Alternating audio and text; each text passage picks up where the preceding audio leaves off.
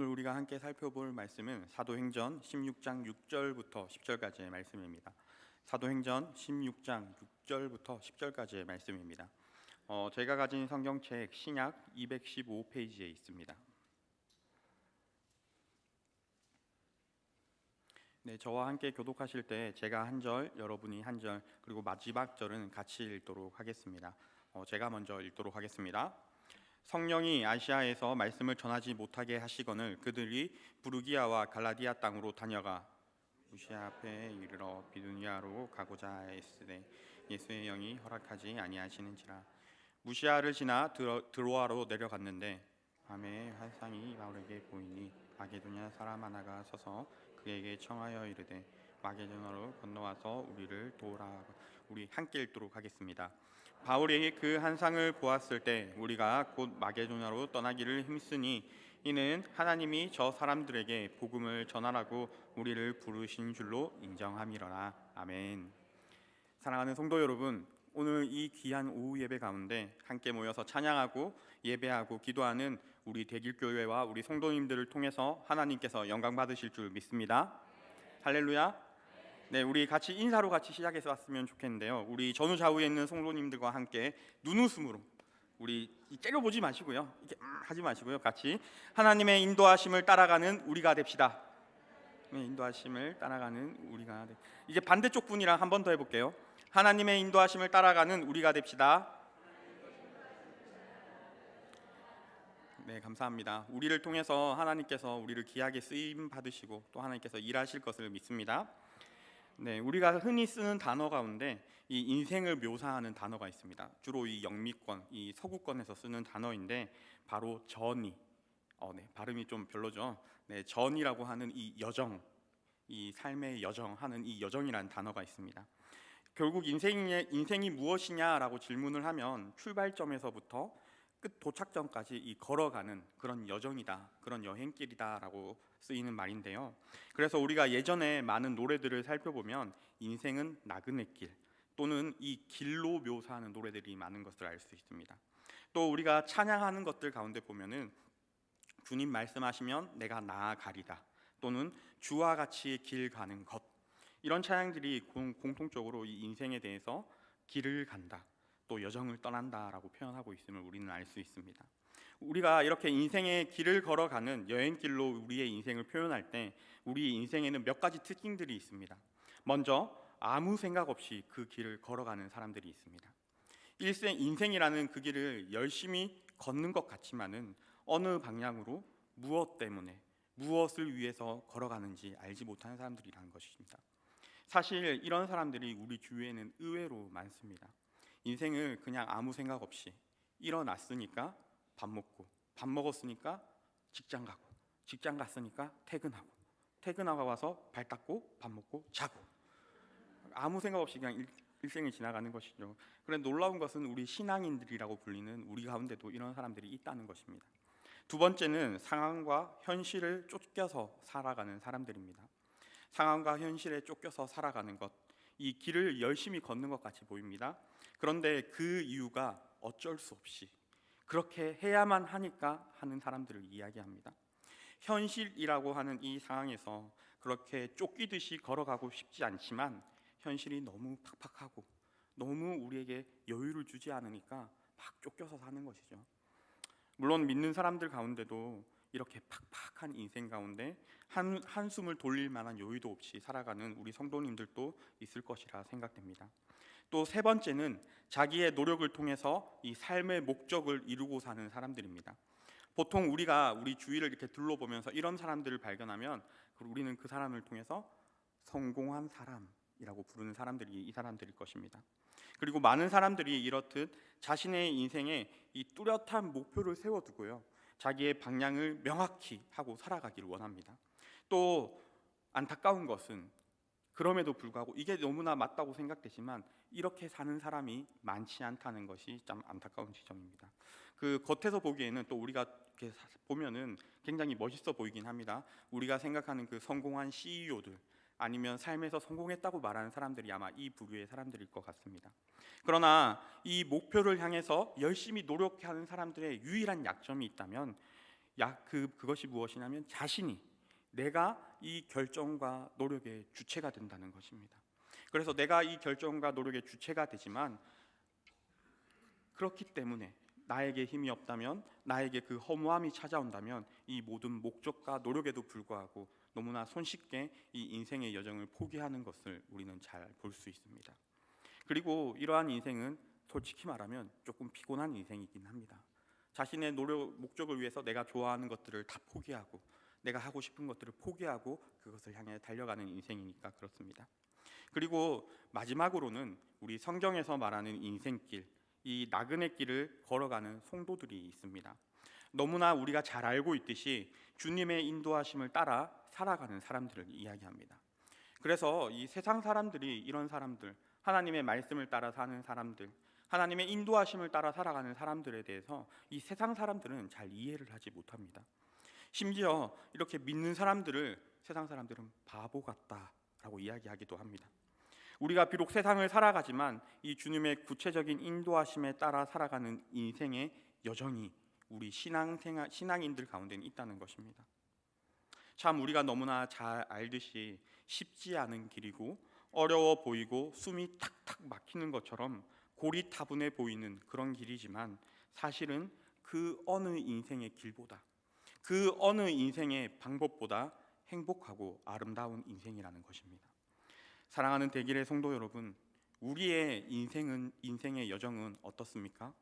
물론 이 네 가지가 골고루 섞여 있을 수 있습니다. 어느 때는 하염없이 쫓겨서 살아가다가, 어느 때는 아무 생각 없이 살아가다가, 어느 때는 목표를 가지고 살아가다가, 또 언제는 하나님의 은혜가 넘쳐서 하나님의 이끌림을 받으며 살아가다가, 이렇게 반복적으로 살아가는 것이죠. 하지만 그 중에 나의 삶을 크게 유지하고 버티고 있는 것이 있어야 합니다. 사랑하는 여러분, 단호하게 이야기할 수 있습니다. 저와 여러분의 인생에 있어서 이 신앙이라는 것은 주님의 인도를 따라가는 것, 그것을 우리는 신앙이라고 부릅니다. 우리가 예수님을 믿는 사람이다 라고 이야기할 때 그 십자가의 죽음과 부활을 믿고 사는 신앙인이라고 이야기하지만 주님의 인도하심을 따라 살아가고 있지 않다면, 주님의 인도하심을 따라 살지 못한다면 그것은 진짜 신앙인이 아니다 라고 이야기할 수 있는 것입니다. 오늘 말씀에서 이 바울 사도는 바로 그런 면에서 진짜 신앙인의 모습을 잘 보여주고 있습니다. 말씀을 살펴보면 바울과 바나바는 함께 1차 전도 여행을 마쳤습니다. 복음에 대하여서 많은 비방과 대적함이 있었고 또 그것을 통해 많은 핍박을 받았지만 그럼에도 풍성한 복음의 결실을 맺었고 그 은혜를 바울과 바나바는 경험했습니다. 이제 바울과 바나바가 2차 전도 여행을 계획하고 있습니다. 1차 전도 여행 때 다녔던 그 지역들을 다시 재방문해서 복음을 듣고 예수님을 믿는 자들을 어떻게 지내는지 살펴보고 격려하기 위해서 이 2차 전도 여행을 계획하고 있었습니다. 바울과 바나바는 함께 2차 전도의 이 여정을 오르려 할 때 문제는 다른 곳에서 일어나기 시작합니다. 우리 사도행전 15장 36절부터 39절까지의 말씀인데 조금 긴데요. 우리 함께 읽어보도록 하겠습니다. 며칠 후에 바울이 바나바더러 말하되 우리가 주의 말씀을 전한 각 성으로 다시 가서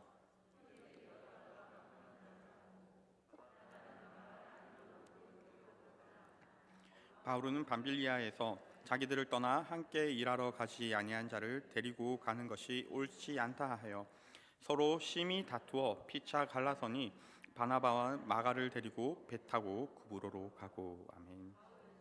네, 39절까지 읽겠습니다. 죄송합니다. 1차 전도 여행에서 사실 이 마가 요한이란 인물이 잘 드러나지 않습니다. 사실 이 1차 전도 여행을 시작하면서 바울과 바나바 그리고 마가 요한이 함께 출발하였습니다. 그러나 구브로를 거쳐서 밤빌리아라고 하는 곳에 도착했을 때 마가 요한이 나는 더 이상 같이 가지 못하겠다라고 중도 포기를 하고 예루살렘으로 돌아가게 됩니다. 그리고 이 바울과 바나바는 전도 여행을 마무리하게 되는 것입니다. 2차 전도 여행을 준비하면서 바나바는 자신의 조카였던 이 마가 요한을 다시 데리고 가자는 제안을 하게 됩니다. 그는 자신의 혈육이기도 하지만 아무래도 이 마가 요한이 중도 포기했다곤 하지만 다시 사역자로서, 다시 하나님의 복음을 전하는 자로서 훈련시키고 싶은 마음이 바나바에게 있었던 것입니다. 그러나 바울은 그 논리와 그의 강한 성격에서도 보이듯이 단호하게 이를 거절한 것입니다. 1차 전도 여행 때 우리를 버리고 떠난 이 사람과 같이 갈 수 없다라고며 바나바와 이 대립각을 세우는 것이죠. 이로 인하여서 성경에 나와 있듯이 바울과 바나바는 심히 다투어 피차 갈라지게 된 것입니다. 상황이 이렇게 되었습니다. 기독교 최초의 이 선교팀, 기독교 최초로 복음을 전하던 이 선교팀이 두 조각이 나버린 것입니다. 위로의 아들이라고 이름이 붙여졌던 이 바나바도 이 부분에서는 참을 수 없었던 것 같습니다. 바울과 바나바는 정면 충돌하였고 결국엔 갈라서게 됩니다. 이 두 사람의 싸움은 누가 옳고 누가 그르다, 누가 틀렸다 말하기에는 어려운 그런 종류의 싸움이 아니었습니다. 이 답이 뚜렷하게 정해져 있지 않았던 것입니다. 그러나 나중에 이 바울이 자기가 배척하고 데리고 가지 않았던 마가를 다시 품고 용서하는 모습이 나옵니다. 마가 요한이 나중에 다시 바울에게 부름을 받게 되는 것입니다. 그런 의미에서 바나바가 마가에게 다시 한번 기회를 주는 선택이 그 선택을 한 것이 결과적으로 잘한 것이 아닐까 생각되어지기도 합니다. 그러나 그렇다고 해서 이 바울의 결정과 주장이 잘못되었다라는 것을 의미하진 않습니다. 결국 바나바와 바울은 갈라서고 바나바는 마가 요한을 데리고 그브로라 하는 곳을 향하여 나갔고 바울은 준비한 2차 전도 여행을 떠나게 됩니다. 참 신기한 것은 두 사람의 마음을 생각해 보면 얼마나 심남하고 참담했을지 그려집니다. 정말 복잡한 신경이었을 것입니다. 그러나 하나님께서 이 두 사람을 통해서 여전히 하나님의 일을 하고 계시다는 것을 우리는 기억해야 합니다. 교회를 세우고 성도들을 위로한 일들이 싸웠지만, 비록 그들이 다투었지만 이 두 사람을 통해서 계속해서 일어난다는 것입니다. 사랑하는 여러분, 물론 이 사실이 저와 여러분이 가지고 있는 어떤 연약함들에 대해서, 어떤 인간적인 한계에 대해서 정당화하려는 설명이 아닙니다. 바울과 바나바가 그러했듯이 우리는 여전히 연약함을 가지고 살아가는 사람들입니다. 한계를 가지고 있고 실수를 하는 사람들입니다. 그렇기에 그 연약함을 주님 앞에 내어놓고 기도하고 회개할 필요가 있습니다. 이 사실, 우리가 연약함에도 하나님께서 일하신다는 것이 우리의 연약함을 합리화시키거나 그런 도구가 되어서는 안 된다는 것입니다. 그러나 오늘날 우리는 실수와 용서와 용납에 대한 부분을 이러한 하나님의 역사하심, 성령의 역사를 통해서 고민해 봐야 하는 부분들이 있다는 것입니다. 오늘날 우리가 살아가는 시대들을 정의해 보면 혐오와 비판과 비난의 시대라고 이야기합니다. 무언가 하나의 실수가 있다면 그것을 참 집요하게 물어뜯으며 마치 그 사람이 그 실수 하나로 그 모든 인생을 평가당하는 것처럼 그런 평가하는 시대가 오늘날입니다. 참 무서운 시대입니다. 교회 안에서도 종종 그런 일이 있습니다. 아니, 목사님이 그렇게 말할 수 있어? 어떻게 그럴 수 있지? 아니, 장로님이 그랬다고? 설마? 아니, 권사님이? 아니, 집사님이 그런 말 했다고? 왜 작게 얘기할까요? 소근소근 이야기하기 때문입니다. 신앙과 일절 상관이 없는 뒷담화가 오고 가는 것입니다. 그러나 여러분, 오늘 말씀에서 나온 것처럼 하나님은 여전히 부족하고 연약한 사람들을 통해서 일하신다는 사실을 기억해야 합니다. 교회는 그런 연약한 사람들이 모인 공동체라는 것을 잊지 말았으면 합니다. 물론 그것이 앞서 말했듯이 자신의 실수와 연약함을 합리화시키는 것이 되어서는 안 되겠습니다. 그러나 교회가 이 하나님의 공동체, 말씀의 공동체, 사랑의 공동체라는 것을 우리는 계속해서 기억해야 할 것입니다. 계속해서 우리가 함께 읽은 본문 16장에 이제 바울의 선교팀의 이야기가 나오기 시작합니다. 이 바울의 선교팀에 우리가 잘 알고 있는 디모데가 합류하게 됩니다. 그리고 사도행전의 저자였던 이전에 그들이라고 기록하고 있던 이 누가가 이 16장부터는 우리라고 기록하기 시작합니다. 사도행전을 기록했던 누가도 이 선교팀에 합류하게 된 것입니다. 그래서 디모데뿐만 아니라 누가까지 합류하게 되면서 이 팀은 새로운 인적 구성을 갖추게 되고 그 상황에서 새로운 선교의 방향을 설정하는 것이 오늘 본문에 나온 이야기입니다. 함께 우리 6절과 7절, 우리가 함께 읽었던 6절과 7절을 다시 한번 읽어보도록 하겠습니다. 성령이 아시아에서 말씀을 전하되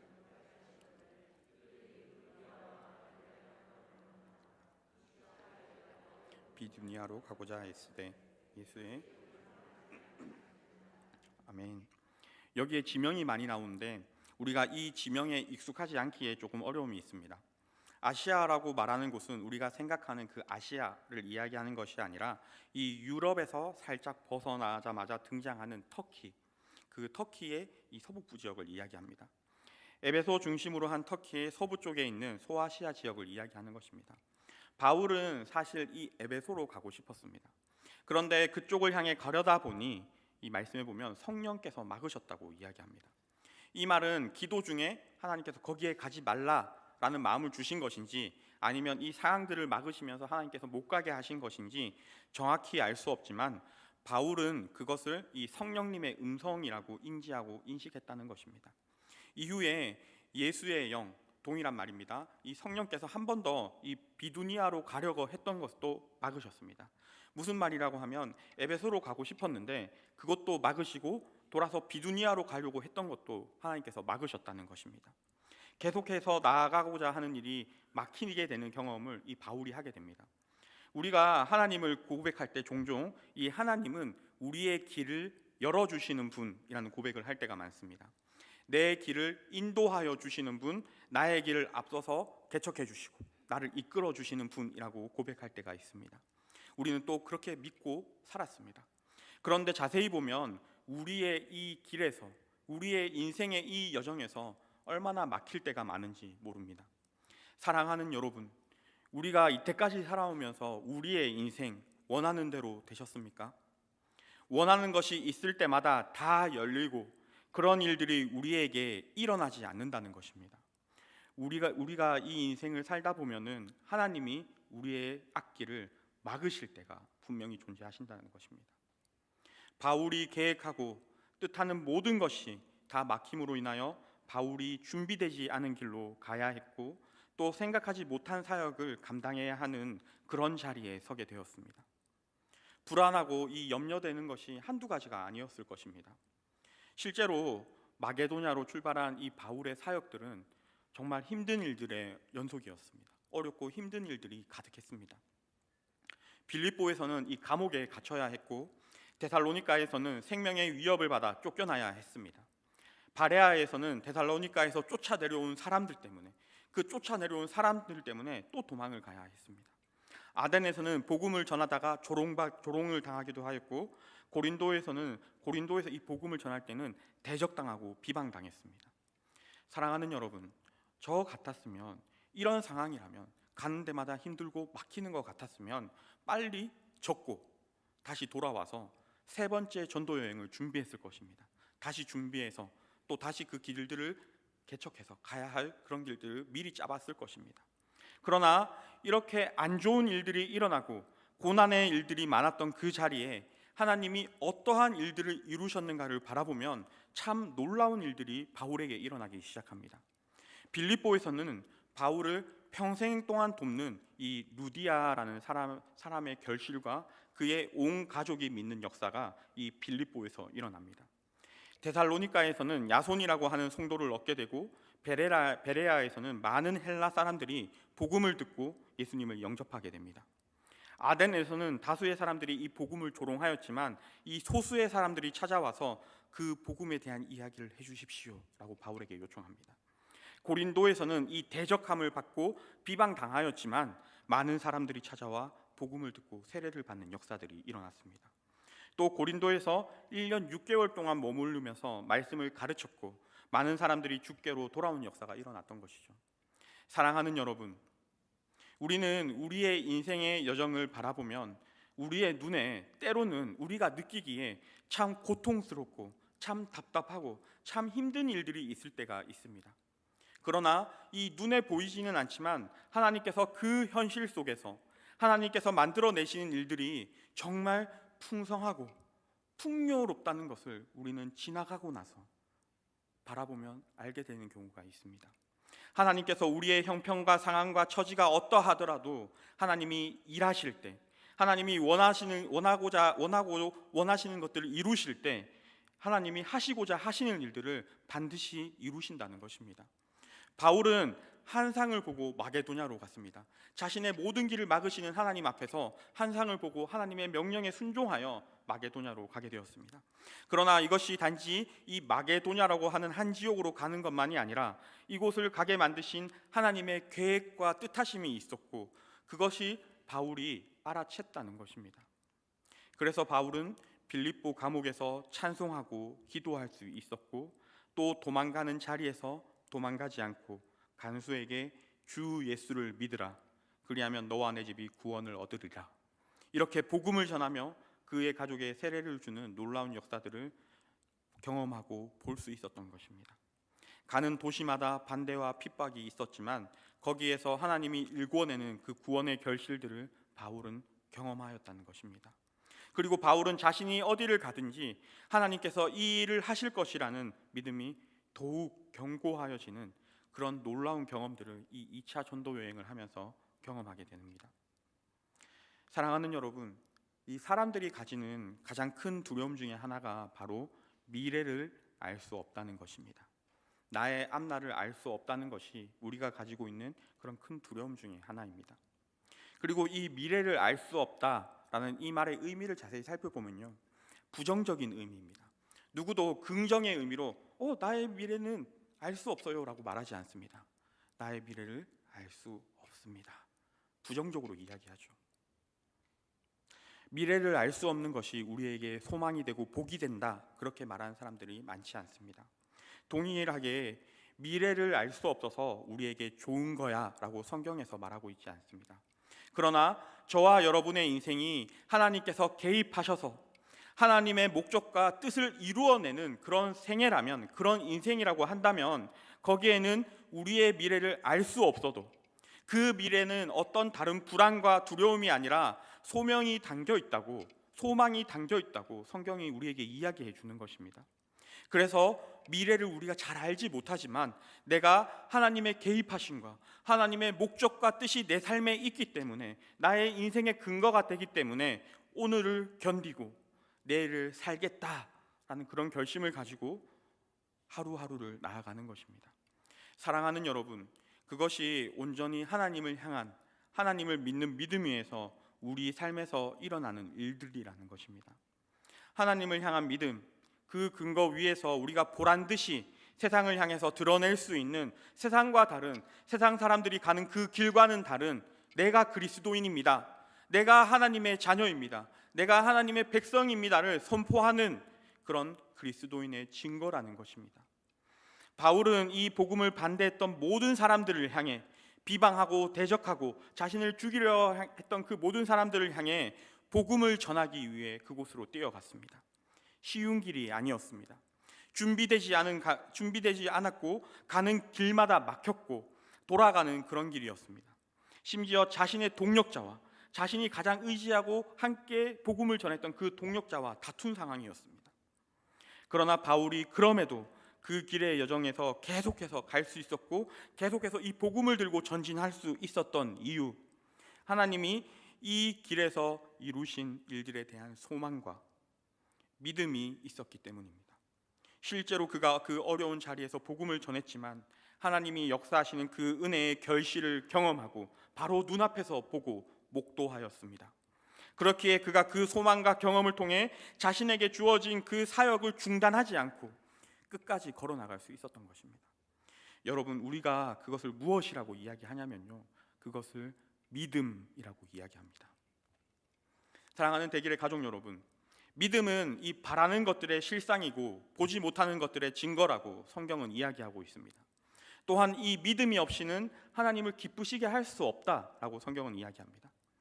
이 믿음이라고 하는 것이 내가 이 눈으로 본 것을 믿는다, 그건 믿는 것이 아닙니다. 내가 눈으로 본 것을 믿는다 이렇게 이야기하는 것은 확인하는 것입니다. 이게 여기에 있었구나 라고 확인하는 것이죠. 믿는다는 것은 우리가 확인할 수는 없지만 우리의 눈에는 보이지는 않지만 하나님이 이 선하신 뜻대로 이 행하신 일들이 나를 복되게 할 것이라는 것, 그것을 우리는 믿음이라고 이야기합니다.